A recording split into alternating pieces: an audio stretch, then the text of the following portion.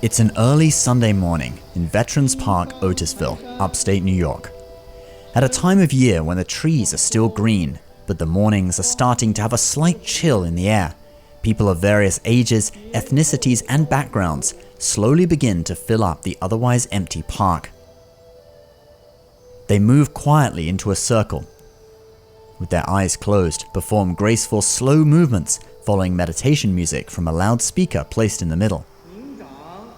I think in the US a lot of people think it's basically strictly a Chinese thing, but it involves meditation, probably.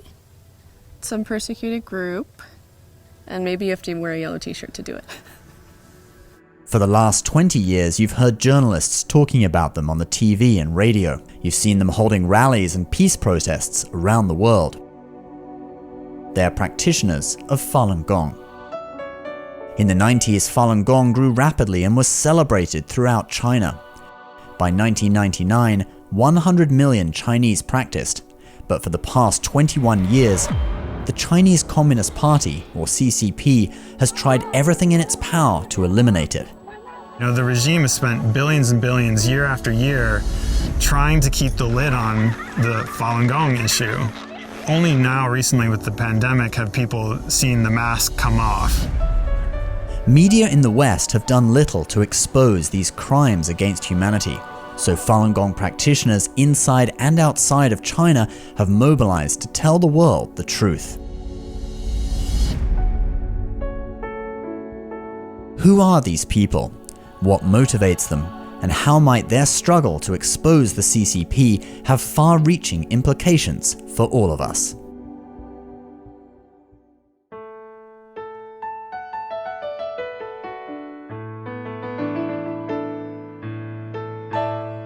One day when I was in the bookstore, in the Chinese history section, I came across the book Falun Gong, which had been kind of miscategorized and put in the wrong place.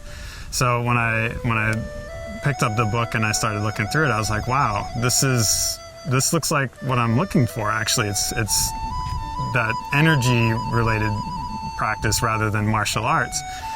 So I took it home, and that night I just read it cover to cover. It was mind-blowing. It all started to come into focus that I had actually seen practitioners on my campus at college exercising, and I was like, oh, that's what they're doing over there. So then the next day I went out and met up with them, and they taught me the exercises. I was doing the third exercise where you bring your hands past your eyes, and my eyes were closed, but when I did this, there's like a really bright light every time my hands went past my eyes, and I was shocked. My heart started pounding really quick. I was like, this is real. Like the energy is actually real. I mean, I had done a lot of meditation in my life, but after this, I never felt lighter in my entire life. The experience it's almost hard to describe, but I felt like I was floating.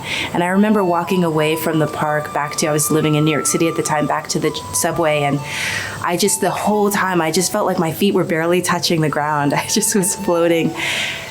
And I said, I need to learn more. I want to know everything about this. In China, it was very mainstream, and this kind of practice has been part of their culture for a very long time. There's a physical element, kind of like you might find in yoga, and then there's a spiritual element. And this is an ancient kind of practice you would find in China and throughout Asia for thousands of years. It wasn't the specifics of what I was reading that drew me to it. It was the perspective he was coming from that felt so complete and compassionate and strong and authoritative. You can only be that strong when you know something that well. And as I read, I was only being reaffirmed more and more why there was so much confidence behind the words I was reading. I had been spending a lot of money traveling to all these different courses and studying all these different things, from iridology to acupuncture, other forms of Qigong, and I was spending a lot of money. And I thought for sure tomorrow they were going to start charging for this. So I started printing everything off that I could and took it home and read it. I remember when I first practiced, I went to the park and a practitioner taught me how to do the exercise. After that, he didn't ask me about my name or my contact information. all the practitioners at the spot just smile at each other, and they pick up their bag and they left. And I was like, because I was a little nervous, how refreshing, because it's not like everybody trying to get your contact information, ask you when you're gonna come next time. The way I was in life before picking up the practice is that when I was very diplomatic, and I don't mean that necessarily in a good way, I'd walk into a room and I would kind of change my personality, what I was advocating for or not, depending on who's in the room. I don't want to ruffle any feathers, this kind of thing. And it always bothered me. One of the things I noticed in myself after studying the principles of Falun Gong is that changed. I could walk into a room and be very comfortable first starting from a principle standpoint. What do I think is right here? What do I think is wrong? And even if everybody in the room is sort of against it, or I look up to them and I don't want to, perhaps offend them, I was much more natural. It wasn't something I had to force. It was very sort of natural to say, folks, here's where I think we stand. And it sounds like a simple thing, but it's tremendously liberating. About 6 months after I started practicing, I went to Texas because Jiang Zemin, the former leader of the Communist Party, went to Texas to meet with President Bush at the time. And so a lot of practitioners went there to basically protest and show banners telling the leader to stop persecuting Falun Gong. So again, I was very new in the practice, but when I went there, it was like being in a sea of just incredibly nice, friendly people. They were there truly to peacefully demonstrate and call for help, really. And there's, over the years, like, the term protest takes on different meanings, right? Many years ago, my husband and I had a few people come over to our house to work on an advocacy project. These were all people who practice Falun Dafa. So we were there to talk about what we were going to do for the project. Well, after everyone went home, we found on our answering machine a recording of us speaking in our living room. Now you might think, oh, it was a hip dial. No, it wasn't. Because that same evening, other people who were at the meeting called us and they said, you'll never guess what happened. There's a recording of our meeting on my voicemail at home. So this happened to several people's landlines, actually, when they got home. So we realized it was probably an intimidation attempt of some kind. So we reported it to the FBI. The FBI gave us a meeting. So my husband and I went and met with them. And we talked about what happened. And they asked us one question. They said, do you guys have children? And we said, no. And they said, good, because you're up against a giant. So that sentence has stayed with me for a long time. They've been persecuted for 21 years in China, and they're still peaceful. They're still trying to think of creative ways to stop the persecution without hurting people, and it's just a remarkable group of people. Everybody's nice, and everybody's nice when their self-interest isn't involved when they're dealing with you. But I think what sets practitioners apart is that practitioners require of themselves to be better people. And they require of themselves to consider others before themselves. And I think if you were to put somebody as nice, I think that's genuinely nice. And that's not nice when it's convenient for them to be nice, and not nice when their interests are at stake. One time I was working with a practitioner when I was in college, and I thought this moment was very defining in terms of being a practitioner. I woke up late in an activity that we were doing together, and I was supposed to deliver some audio equipment for the practitioner. And when I woke up, I already saw I was maybe 30, 40 minutes past the time that we were supposed to meet. And I felt really bad about it. And so I ran. It took me maybe 10 minutes to get to the location we were supposed to meet. And he was just patiently waiting there. Didn't say a word, had a smile on his face. And I kept him waiting for so long. And it was because I was careless. But he didn't say a single thing. I apologized, and he said, oh, it's nothing, don't worry. But I knew he had work that day, and he had to get back to his job. And I was just, I thought that moment really encapsulated what being a practitioner is. They didn't bear any grudges. They weren't upset. very patient, and he just said, "Don't worry about it. It's okay. What matters is now we're able to do this now. It's okay."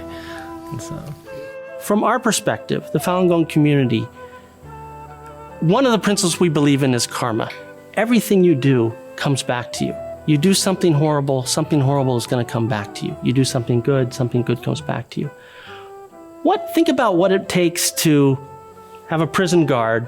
He's a father, he's got kids, he's got a wife at home, and because of the propaganda, because the state is insisting that he persecute Falun Gong practitioners and force them to give up their belief, this otherwise perhaps decent man is now the implement of persecution, perhaps even a torturer. What does it do to that man's life? What does it do to his family, his community? That's very much in our minds. If you think about the persecution, it's really a mechanism for a whole lot of people to do horrible things, and that's all going to come back to all of us. And so it's not just about ourselves. It is about that, but it's not just about that. It's also everybody who's been caught up in this, helping them break free from this entire system that is a persecution system set out by the CCP. Free the Falun Gong practitioners so they're no longer victims. Free the persecutioners so they're no longer implements of that persecution. Everybody's being victimized by this in one way or another, and that's the real motivation. There were 70 to 100 million people, Chinese people practicing Falun Gong. They had to justify this persecution. They had to get people to act the persecution out, to actually do the torturing, the arresting, and the turning in of practitioners. Because practitioners became good neighbors, good people, it changed people, right? Good workers, good employees, all of that. And so they had to figure out how to make this persecution actually happen. And so they used their state-run media to defame the reputation of Falun Gong practitioners. And so they created a lot of propaganda against Falun Gong that people had to listen to through the radios, through the TVs, through everything, on the subway, on the trains, day in and day out, so that they could justify arresting and taking in busloads of people every single day in major cities in front of everybody. The practitioners, for years, they were trying to reach the media, but because the first thing that came out of China in 1999 was the propaganda, and it came out in force. The regime is a skilled tactician in propaganda and controlling people's minds, essentially. So as soon as the persecution started, they just unleashed this onslaught of propaganda, and the media just took that and published it as fact. They didn't do any research, they didn't ask any practitioners in the United States. And of course, the access that they'd be given in China would be very tailored and, carefully crafted. So they didn't have any truth. They repeated the propaganda, and that's kind of what stuck. So because they couldn't get a fair shake in the media, they had to go this grassroots method, handing out flyers, having parades, having different events on their own. And then, in times where it's people don't quite get it, they'll just look at the group from afar and be like, oh, there's a bunch of people wearing gold and yellow. What are they doing over there? Or a lot of them are from China. They don't speak English, so they're having these rallies in Chinese. So it's hard for people to connect and relate to those things. So a lot of times the first impression is kind of what sticks with you. I'm very lucky because I speak Chinese fluently. So I had many opportunities to come across people from China at work. And I always try to clarify the truth to them about Falun Dafa, because I found that almost always a lot of Chinese people had misunderstanding about Falun Gong. The fact that we're a bunch of grassroots people and we're up against a communist foreign state using pretty much every tool in its apparatus to attack us meant that it's been very difficult these 20 years to get people to be clear, first of all, on what Falun Gong is, and second of all, to be clear on what's happening to them in China, because obviously the Communist Party doesn't let people into China. They're not going to let people there's no transparency into their prison system or there's a judicial system or the police. And so what they're doing is very, very veiled. And so it's been up to us, and it's also very heroically been up to the practitioners inside China who have been the ones who are literally going door to door in every single town, village, and city across China to explain to people what's really happening to Falun Gong. Practitioners' continued commitment to nonviolence and to love their persecutors is incredible. I mean, what everyone has been through and the amount of torture people I know have been through. It's a tremendous risk inside China when Falun Gong practitioners go out and try and explain what's happening to them. But I think the point of view is that that's the most effective and really the only thing they can do. The Chinese Communist Party controls completely the media, the government, the judicial system, the police. But if enough people come to realize what Falun Gong is really about and what the persecution is really about, at some point, they'd stop doing it. And that's exactly what's been happening. This is, I think, one of the real sort of small miracles that's inside China, is that you're starting to see in the last several years, there are little villages or towns where the policeman in charge is like, you know what, I'm not doing this anymore. Because for the last decade, he's been having practitioners that are in his town come up and explain to him, hey, this is what Falun Gong is about. Hey, do you know what they're doing in the prison down the street? Do you know who's torturing this person? You know, this person lost her son, this person lost their whole family. At some point, that reaches the human heart. As we know, communism was kind of an import into China. It's not part of Chinese culture, but unfortunately, that's the ruling party right now. And they don't allow faith, in many respects, but traditional Chinese culture involved a lot of faith elements. So it's helpful, not to view Chinese people or China negatively, and to remember that it was once a very glorious culture and civilization. And on some level, a lot of people still have that in them somewhere. But because of the regime that they have been under, they've been through a lot. It's helpful to be compassionate toward them as well, because they've been through a tremendous amount. Falun Gong is tremendously good for the world for a number of reasons. One is, if everybody tries to become a better person, your community gets better, your society gets better. It has this huge domino effect of where everything improves together. I believe it's important for people to know the truth of Falun Dafa because the free world is at stake. I think if you look at what practitioners are going through as a microcosm of what the entire world is experiencing right now, then it's critically important for people to understand what practitioners went through in the persecution of the last 20-something years and what the whole world would face if they're not careful and if they don't learn from the experiences that practitioners went through in the last 20-something years.